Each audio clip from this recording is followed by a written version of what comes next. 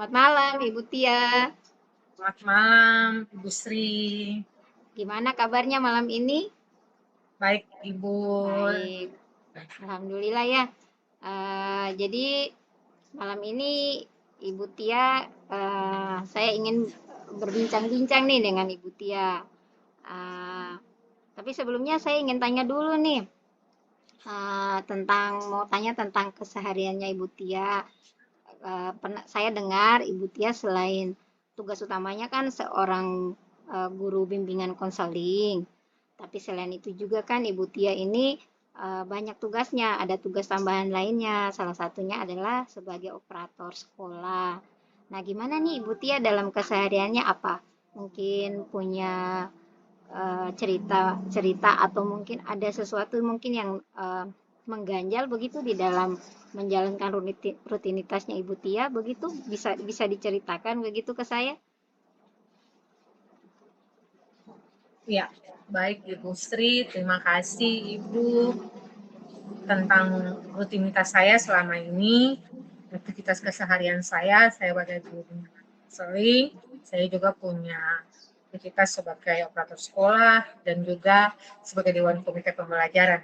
Pasti kalau mau dibilang banyak ya tugas-tugas yang diberikan terlepas dari tugas tanggung jawab sendiri. Tapi memang terkadang ada rasa yang namanya kejenuhan ketika diberikan tugas terlalu banyak, pasti ada yang namanya rasa jenuh. Tetapi itulah kita sebagai pendidik dan kita harus siap dengan segala macam yang diberikan tanggung jawab oleh pimpinan. Baik. Iya, berarti dari ceritanya Ibu Tia tadi, berarti saya bisa mengambil kesimpulan ternyata rutinitas Ibu Tia dalam keseharian di sekolah itu ternyata begitu padat sekali. Dan ternyata Ibu Tia juga memiliki tugas-tugas tambahan yang memang banyak. Nah, sekarang ini maksudnya mungkin saya ingin menanyakan lagi nih sama Ibu Tia. Kira-kira dari kesehariannya Ibu Tia dengan segala rutinitas yang begitu padat, kira-kira ada tidak sesuatu hal yang mungkin mengganjal atau permasalahan mungkin timbul begitu dari segala rutinitas dari yang Ibu Tia laksanakan itu? Ya, baik Ibu melihat kendala dalam rutinitas yang saya laksanakan dari hari lepas hari dalam tugas dan tanggung jawab saya, terlepas dari tugas dan tanggung jawab saya sebagai operator sekolah, itu saya nomor duakan karena itu adalah bagian tugas tambahan.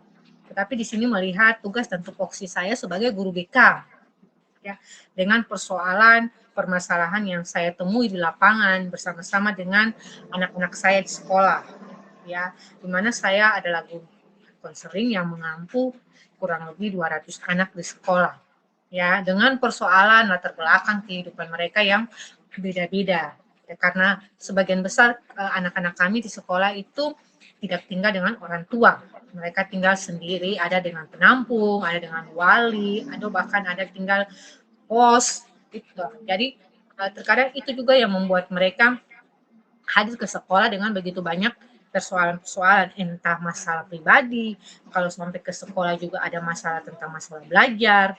Begitulah Ibu, banyak hal yang saya temui di lapangan terkait dengan tugas dan tupoksi saya sebagai seorang guru BK. Oh iya, baik Ibu Tia. Jadi kesimpulannya malam ini kita akan saling bercerita tentang permasalahan Ibu Tia khususnya terkait dengan peran Ibu Tia sebagai seorang guru BK ya, di mana Ibu Tia ternyata ada banyak sekali siswa dari Ibu Tia yang memang mempunyai keluhan yang begitu banyak, karena kebanyakan dari mereka itu bukan tinggal dengan orang tua tetapi tinggal dengan orang lain. Jadi seperti yang tadi sudah Ibu Tia sampaikan, ada macam-macam persoalan. Nah, sekarang nih Ibu Tia, saya ingin tanya lagi. Kira-kira dari permasalahan yang Ibu Tia sudah sampaikan tadi, ada tidak beberapa hal ataupun mungkin sesuatu yang sudah Ibu Tia lakukan dalam meminimalisir permasalahan tadi? Kira-kira mungkin ada yang sudah Ibu Tia lakukan begitu? Ya, baik Ibu, sampai sejauh ini yang sudah saya lakukan. Yang pertama, saya melakukan yang namanya konseling. Konseling dengan anak-anak, si anak, ya. Tidak semua dari 200 itu ada beberapa anak yang punya masalah.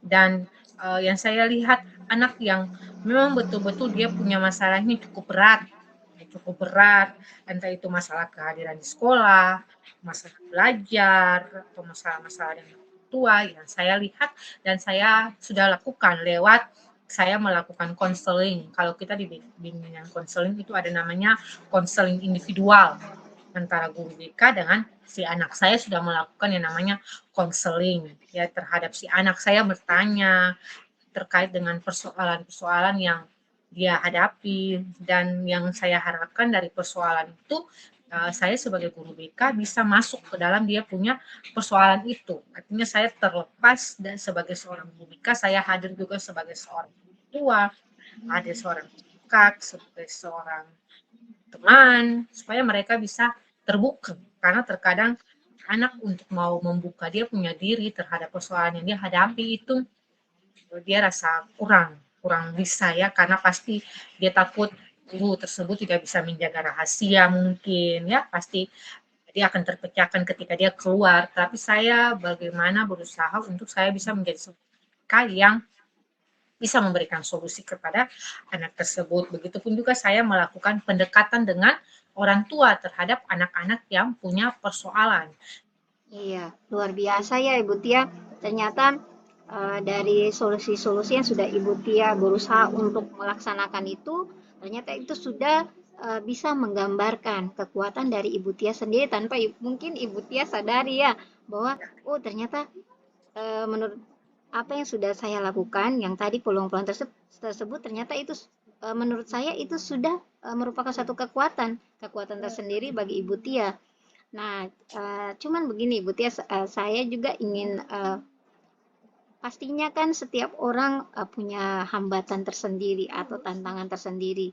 Nah, kira-kira nih Ibu Tia, ada tidak ketika Ibu Tia sudah mencoba untuk meminimalisir yang permasalahan yang tadi Ibu Tia katakan di awal tadi, ada tidak hambatan atau ada tantangan tersendiri ketika mau melaksanakan itu atau mau melakukan hal tersebut? Kan itu sudah pasti tentu ada misalnya contoh kalau saya mau turun ke rumah si anak yang bermasalah ini, si anak yang punya masalah ini. Sudah bangun komunikasi dengan tua bahwa ibu saya ingin turun ke rumah. Tapi ketika turun ke rumah, si orang tuanya tidak ada di rumah. Nah, itulah hambatan bagaimana kita mau menyelesaikan persoalan anak. Sedangkan ketika kita turun di rumah, orang tua yang kita sudah bangun komunikasi lewat orang tua jauh-jauh hari, ya atau hari pertama ketika mau turun, kita sudah bangun komunikasi untuk saya mau turun, ibu. Tetapi ketika turun, kedapatan si orang tua tidak ada, mau ketemu dengan si anak juga tidak ada di rumah. Itu yang menjadi hambatan saat itu. Lalu kalau untuk sendiri di sekolah, dalam tugas dan tanggung jawab, mungkin saya sendiri juga dalam hambatan dengan beberapa tugas tambahan yang diberikan itu juga menjadi salah satu hambatan bagi saya selepas daripada semuanya dapat berjalan dengan baik. Hanya beberapa hambatan seperti itu. Iya, baik Ibu Tia. Nah, tadi Ibu Tia sudah secara gamblang menceritakan hambatan yang Ibu Tia hadapi.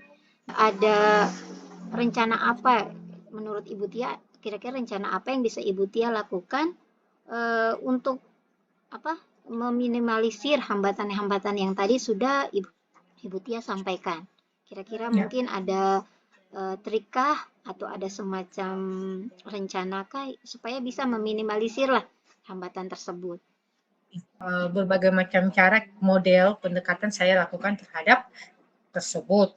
Misalnya saya kalau di sekolah biasa orang bilang kalau di sekolah saya dibilang ibu guru yang enak, ceria, cantik. Iya, iya. Ya, itu berarti salah satu ini kekuatan saya untuk anak-anak bisa lebih terbuka dengan saya. Iya, Bisa baik, baik. menceritakan. Berarti saya sudah, oh iya berarti ketika saya mendekati mereka ada masalah, saya coba kamu kan bilang ibu guru gini, coba kamu mau terbuka buat ibu.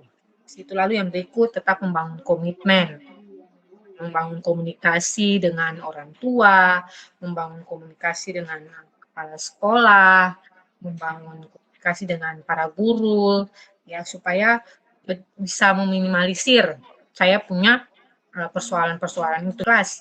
Saya sebagai wali kelas, saya selalu melakukan pendekatan terhadap guru-guru mata pelajaran terhadap anak-anak saya yang punya nilai jelek. Saya jawab, kenapa ibu dia tidak punya nilai-nilainya seperti ini? Pandangan dari guru tidak pernah buat tugas, tapi saya langsung, iya, ibu saya akan berusaha untuk menyampaikan itu. Jadi pendekatan komunikasi yang saya lakukan kolaborasi bersama-sama dengan guru, begitupun juga dengan orang tua.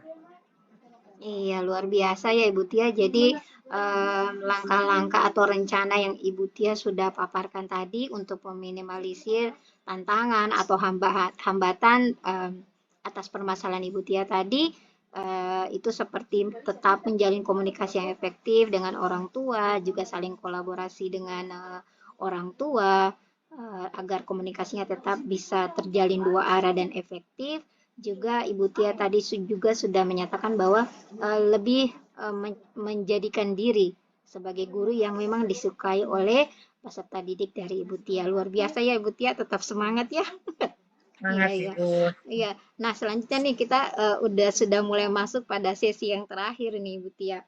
Kira-kira nih menurut Ibu Tia, apa sih komitmen yang menurut Ibu Tia ini ya komitmen saya yang harus saya pegang teguh begitu. Kira-kira bisa diceritakan Bu Tia? Ya, berbicara soal komitmen ini sesuatu yang ada dalam hati ya Ibu ya, tetap Iya, ada iya. dalam, dan itu terbangun. Komitmen Iya. itu semua orang pasti harus ada dan itu harus terbangun dalam diri. Kalau tidak ada komitmen, bagaimana kita bisa melakukan, kita punya semua hal ya. Jadi komitmen yang pertama, menjadi guru yang profesional. Itu adalah Iya. komitmen. Menjadi guru yang profesional dalam melakukan semua tugas, walaupun dalam begitu banyak tugas tambahan, apapun yang diberikan, tetap harus menjadi guru yang profesional, guru yang dapat memberikan yang terbaik, menjadi teladan bagi peserta didik. Kira-kira nih siapa atau apa atau siapa saja nih yang mendukung atau siap membantu Ibu Tia dalam mencapai tuh komitmen yang tadi Ibu Tia sudah paparkan tadi. Nah, terima kasih Ibu, orang-orang yang terdekat yang sudah pasti keluarga. Itu selalu Iya. menjadi orang yang terdekat dalam membangun komitmen. Yang pertama itu diri sendiri dulu. Kalau tanpa diri sendiri itu pasti komitmen itu tidak ada. Keluarga, di sekolah itu sudah pasti pimpinan Iya. sekolah, pimpinan sekolah, teman-teman, dan orang-orang di sekitar yang selalu mensupport, memberikan semangat dan dukungan. Oke, berarti keluarga juga warga sekolah maupun dari kepala sekolah maupun rekan-rekan sejawat yang Ibu Tia memang harapkan mereka-mereka ini yang bisa membantu Ibu Tia dalam tetap mempertahankan komitmennya Ibu Tia. Nah, berarti nih Ibu Tia kita sudah sampai di tahap yang terakhir nih. Kira-kira nih bagaimana tindak lanjut yang ingin Ibu Tia laksanakan? Begitu bisa diceritakan?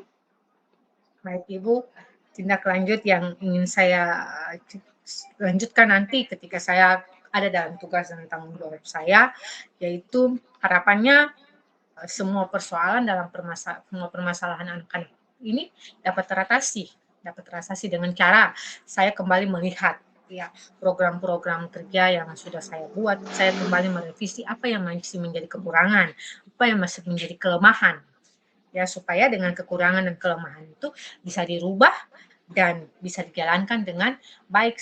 Tindak lanjut ketika kembali saya melihat kembali sisi kekurangannya, sisi kelemahannya apa, sehingga ke depan ketika saya kembali untuk melakukan sesuai dengan apa yang memang ada dalam permasalahan ini, melihat kembali apa yang menjadi kekurangan dan kelemahan. Iya, luar biasa ya Ibu Tia, tetap semangat, tetap berkomitmen dengan apa yang sudah Ibu Tia komitmenkan, kemudian tetap mempertahankan kekuatan yang tadi sudah Ibu Tia paparkan dari awal, dan intinya selalu ada orang-orang yang selalu akan mendukung Ibu Tia. Ya, demikian kita sudah selesai dengan sesi kita malam ini. Terima kasih Ibu Tia. Terima kasih Ibu Sri.